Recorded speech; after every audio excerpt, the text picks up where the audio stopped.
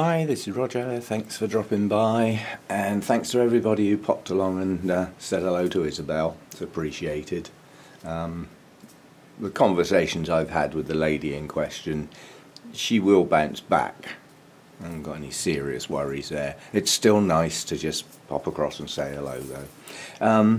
Some new blooms and some first timers. Rodriguezii, my mouth won't work. First time bloomer, and these are unusual. I can see why they've got their own category. That is very unusual. There's quite a few more to come and another spike coming on behind, but that's the first one that seems to have opened. I don't know whether there's fragrance yet, and it's early in the day at the moment, so it wouldn't be there even if it's still to come. I've got a lot of dendrobiums. We all know that. But an awful lot of them come into the category of very short-lived blooms, and there are others that are very long-lasting and unexpectedly so. This is one of those. Yeah, this is a resting type dendrobium, although there are two schools of thought on dendrobium senile, and some say that yes, it appreciates a good cool down and the best light you can give it in the winter, but some say it shouldn't get the full rest treatment and withhold water severely through the winter period and just keep it ticking over. Now, although this plant was out of season probably when I got it, I didn't rest this in the winter because it had growths actively growing, so I didn't withhold water or fertilizer through the winter, and it's bloomed. Yeah, so I'm halfway between the two schools of thought, but I've got quite a few new growths starting now. Nice one coming down here. There's a little one up the top here, another one here. So it's coming into growth again now, albeit a bit late. Come on. It's flipping June already. You should have been doing that 2 months ago. That's what I mean by out of season. But by the end of this growing season, as it goes into the winter, I think it will have conditioned itself to having a proper growing season for next year. What I'm going to do with it this winter, I'm still not sure. I mean, it bloomed on 2 canes and not on others. So there's plenty of canes left for blooming, you know, late winter, early spring next year. But these are lasting incredibly well. These are sturdy blooms. These are like waxy, sturdy, not sort of flimsy, almost see-through. They're good, sturdy, strong blooms. And this is the latest one to open. You can see the green in the lip is quite pronounced when it first opens. It does fade as the blooms age. It fades to a more yellowy green, but nonetheless very attractive blooms. And occasionally things go wrong, and you can't see why. This spike has just collapsed. These blooms never opened. Well, they've had it. They're falling off for no apparent reason, but because of certain problems I've got at the moment, I'm not really handling my plants much. Well, that cane's broken. So although the leaves haven't gone yet, it obviously is not doing well. Yeah, I got a feeling when this was potted, this was one that came out of the big box, I think. It's going back a bit. I believe there were 2 plants when it was potted up, and one of them had virtually no roots and one wasn't too bad.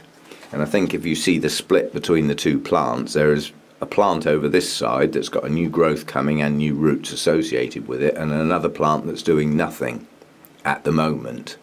And it may be that it just, bearing in mind, you know, it did.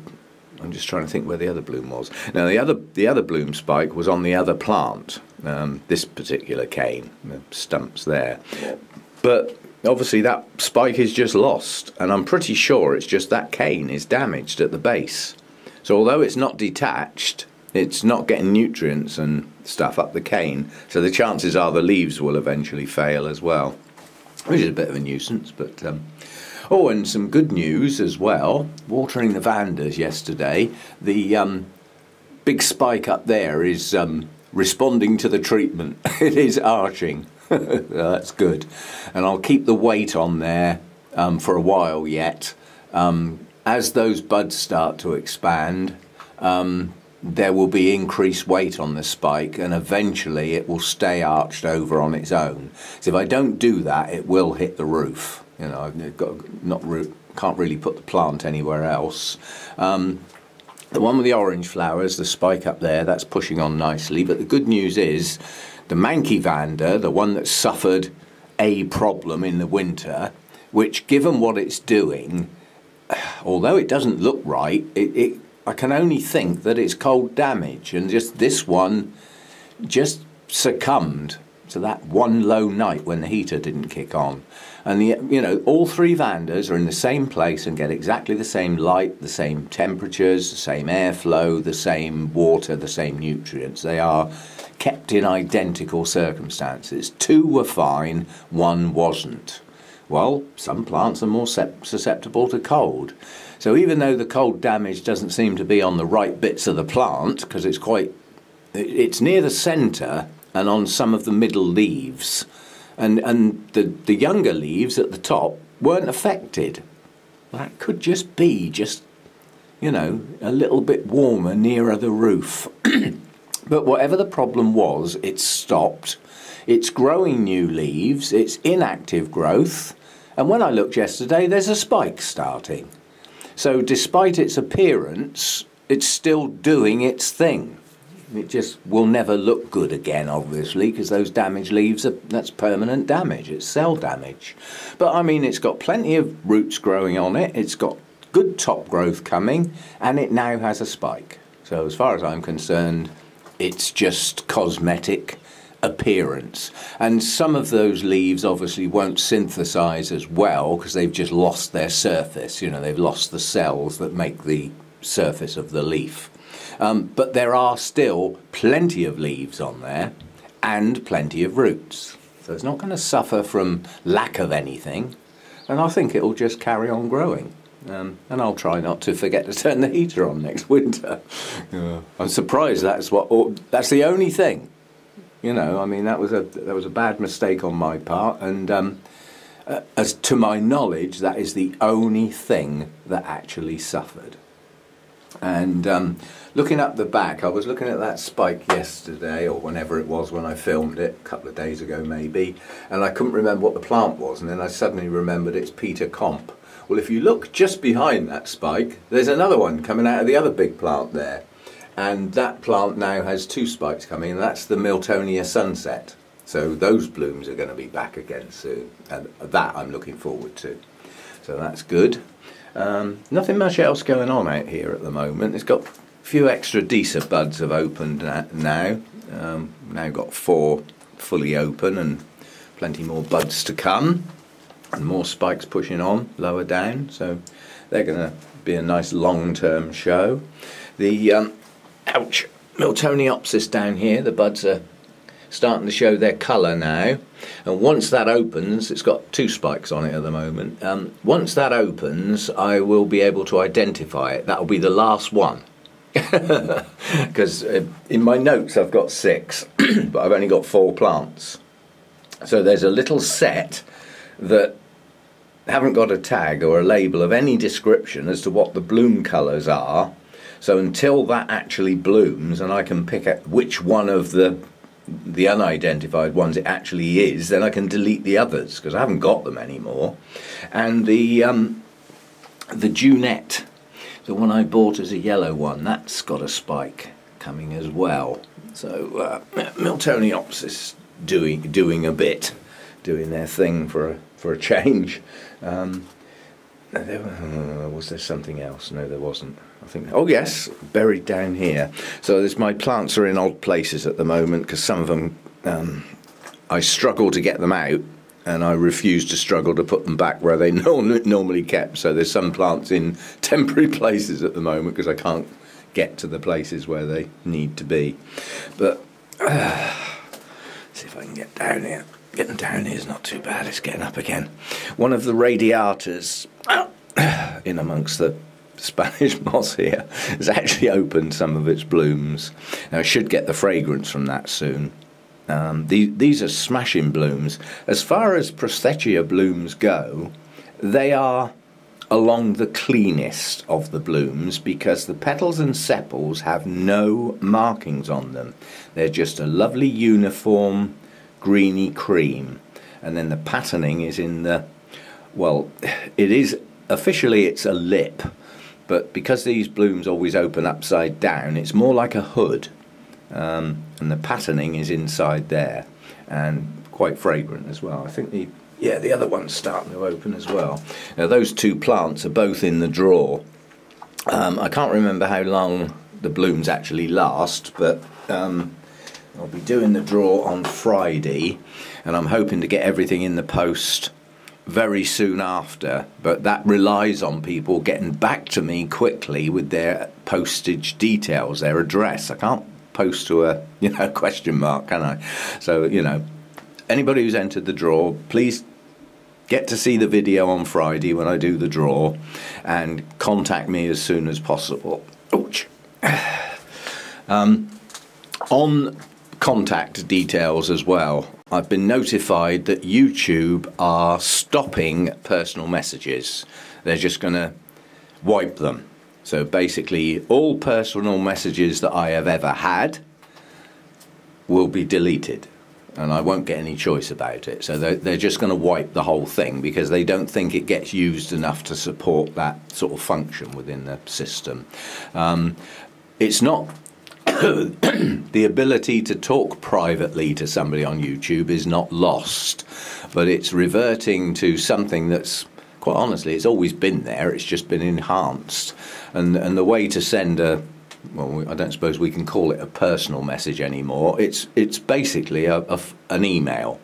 And you would need to go to a channel's homepage, yeah? Now, if you don't know how to do that, if you look in the comments section, well, let's take my videos for an example. Obviously, if you look at one of my videos, underneath it will be comments, and underneath those comments in the main will be replies where my name appears, yeah? Well, if you click on that name, it will take you to the channel. And then you get a row of banner headings across near the top, just below the picture, one of which is called Home. That takes you to the base channel page. And then one of the banner headings is About. You click on About, and down below there is a little section called Details, and in there is an email, yeah, which you can use to send messages. The downside of this is that, from what I can gather, you're only going to be able to use that function from a desktop. Now, I don't know whether that includes tablets or not, but it's probably going to exclude phones. Yeah? Well, luckily this isn't getting done until sometime in July, so obviously, when I do the draw, I will put my actual email in the description of the draw, so people can get in touch with me privately via email, because I don't want people plastering their address for the world to see in the comments section. That's really not on. So anyway, the private messaging function is going, it's getting deleted, but there is always an email alternative, and I think what I will do is, although there's an email function, which is like a hidden box that you click on and up comes the email, but I think what I will do is, in my worded description about my channel, I will include the email in there. That way people should still be able to see the description even if they're not using a desktop. But one way or the other, I'll find a way around this. Not having a function removed. Still need people to be able to chat in private should they choose to do so. So ways will be found, or a way will be found. Okay, that'll do for today. Yeah, I don't think there's certainly nothing else new out here. Oh, I did come out after dark. The Neofinetia fragrance is, quite honestly, it's difficult to describe. It's a heavy scent. For such tiny little flowers, it's a heavy fragrance. It's the sort that weighs in the air. It's got essences of honey. It is quite a sweet fragrance with hints of other things that I can't find words for. So it's just one of those, I just can't describe it very well. But it's a very strong, heavy fragrance. You can just imagine that, you know, with the old moths flying around at night trying to find something to eat, and they're going to home in on this because of the fragrance. They're going to have to work hard for their food though, because it's down the bottom of these spurs. So moth pollinated, obviously. There's no other insects have got a tongue that can get down in there, so it's definitely moths. Yeah, so I'll see you next time. It's just dawned on me that it's not far off the 8th now, so everything in bloom on the 8th is coming soon. So I'll make sure I get that done and have a chat about the plants in question. And I'll keep my eye out for any new stuff. But because of an existing problem, I can't handle all my plants as well as I would normally be doing. I can still keep them sort of just about watered and fed and everything, but picking the plants up and handling them, and you know, that's when you spot the spikes. The things that have been lurking is really when either you wait for them to poke out the top of the plant, or you spot them, you know, on your closer inspection at the time you water them.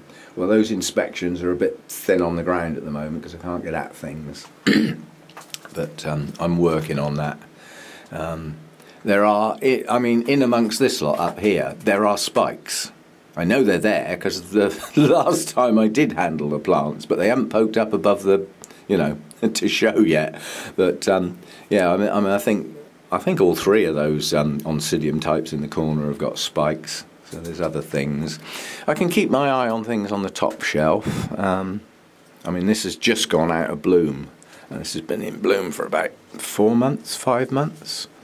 It's a Latoria type, Polysema crossed with Aberrans. So it's now out of bloom. It's been in bloom for a hell of a long time. But while it's been in bloom, it's produced probably 5 new growths, all of which should now push on. Yeah, and produce more blooms. Hopefully with more blooms per spike this time. That was its first time blooming. So, yeah. And hopefully some of the other Latoria types will push on now. Because most of the late winter, early spring ones are long since done. So they're not going to bloom for, well, for a long time. The Noblies have finished now. So, you know, this is where things switch over and different type of orchids get their turn. Cattleyas will, quite a few of those have bloomed relatively recently, like in the last 3 or 4 months, so there'll be a bit of a wait for the Cattleyas to perform again. But yeah, there's quite a bit still to come, and really this, you know, through the summer months it tends to be more about the Oncidium alliance that tend to do their stuff. I mean, Shelob Tolkien's performing incredibly well at the moment, and we've got 2 lovely spikes up there.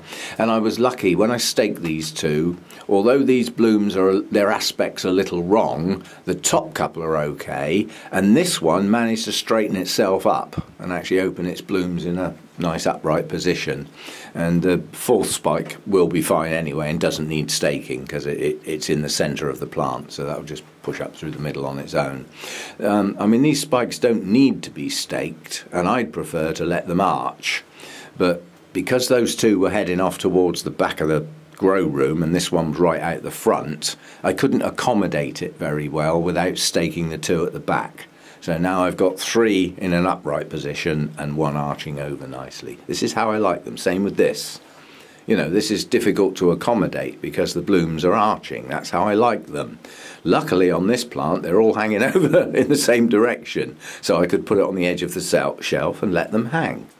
That has just grown upright, so no worries with that. That just stuck straight up in the air, no stake, and has done its thing in an upright position. So easy to accommodate. Yeah, I don't think there's any of them. The only other mounted thing that's got the buds at the moment is this Miltonia. Somebody asked if Miltonias can be mounted. Quite honestly, any epiphyte can be mounted. You're just going to increase your workload because watering is going to come around a lot more frequent, like daily in some cases. But this has got 2 smashing spikes putting on. That's Miltonia Queen Anne, and it'll be a first-time bloomer when they eventually get there. It's a bit early in the stages to decide how many buds there's going to be. I mean, it might only be 1, but you know, coming soon. Looking forward to that one.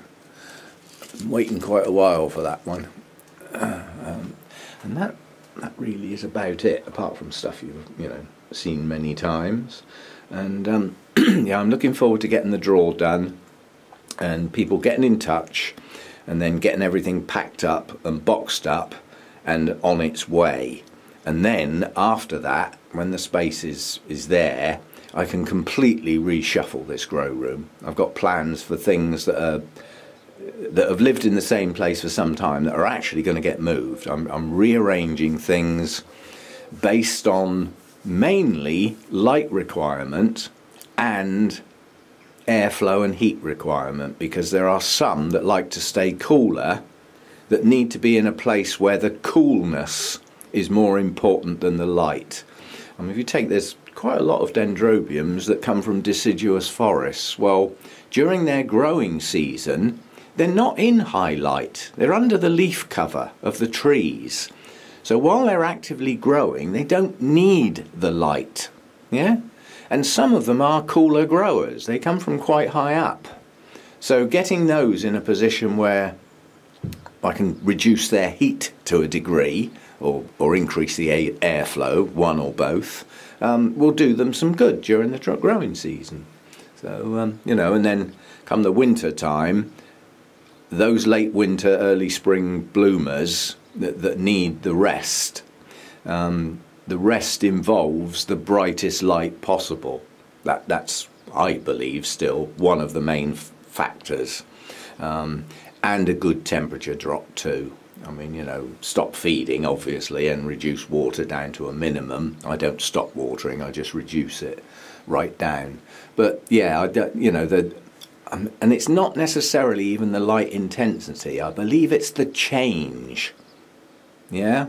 If you think in a deciduous forest, come autumn or fall, whatever you call it, all those leaves drop off, the light is increasing dramatically. And because it's heading into winter, the temperature drops down. And the rains are greatly reduced. I mean, there's still morning dew and mist and fog and everything, which is why I don't keep mine totally dry. But it's that sudden increase in light level rather than its intensity. It's that change, I think, that triggers them into their rest period. And then all the hormones and stuff in the plant think, oh, hello, must be time to get some buds going. I think I'd better get that organised. And obviously that's not an instant reaction. So, later in the winter you start seeing your buds form. So it makes sense to me. But yeah, there's most of those have done their thing now, and they're in growth mode. With big new canes sticking out all over the place up the top there. Even the Hercoglossam's got new canes coming to go in with its others. Not many blooms left on this one now, but there's still some buds to come. So I mean, it hasn't finished, but very thin on the ground with the blooms now. This huge mass that was down through there's gone. Just a few left. And I must get those kikis off too. They're plenty big enough now. Trouble is with kikis, I like to stand them in a glass of water for a while just to acclimatise the root tips to being moist. Yeah, I don't dunk the whole of the base of the plant in. I just put the root tips in some water and the water wicks up, but it acclimatises them from being totally in the air, albeit moist air, to having something on them rather than just dunk them straight in a pot. But yeah, I need to get those organised. And these, I think, the Lodigessii will probably go straight in very small pots with mainly sphagnum, with perhaps some small bark just to get a bit of air in round there. But you know, they need to get into growth mode. And a kiki, I mean, when I water my plants with kikis, I water the kikis. Yeah, so they do get water poured on the roots. Most of the plant gets water poured on it actually, but yeah, so if I've got kikis, you know, with roots, I do try and actually water them, which means they're also getting some feed on them. So they're starting to acclimatise from living off the mother plant to becoming independent, and that is a transition. And if you do that as an instant thing, in other words, if they're kept permanently dry and they're used to getting their nutrients mainly from the mother plant, and you snap them off and put them in a pot, it's quite a dramatic change for them to try and accommodate. Now, with a good root system and a suitable media, they should take off at a rate of knots, but they can stall and sulk for a bit and just sit there doing nothing for a while. So I try and avoid that. That's all it's for. But, yeah, so I'll leave it at that for now, with that sea of yellow up there, and I'll see you next time. And as I say, thanks for popping across. Good morning. Yes? What's with the silent meow then? You dopey cat. Yes, you are. Meow. Soppy pussycat. Okay, see you next time then. And as I say, I've got everything in the on the 8th coming up, and I've also got the draw coming up. And like I say, keep your eye on the draw, and if you're the winner, please get in touch as soon as possible, because I want to get the plants packed up and off my shelves, basically. So no dilly-dallying. When I do the draw, I will pick a winner for each group. I've already done the spreadsheet, so everybody's in there, and all I need to do now is any new ones that say, you know, that wish to have their names added to the draw, all I've got to do is add that one as it pops up now and again. So it's mainly ready to go, and I will pick a winner, and I will pick a second and a third for each group, in case the number one, the winner, just fails to get in touch.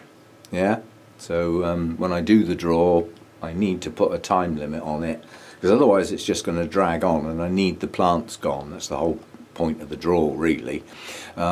So keep your eye out for it, and please get in touch as soon as possible.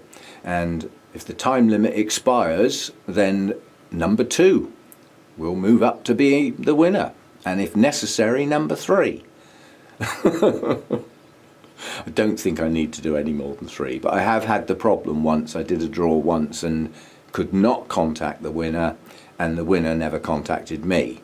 So I had to do the draw again. I had to go through the whole process again. So by drawing a 1, 2 and 3 for each group, the draw is done and finished with.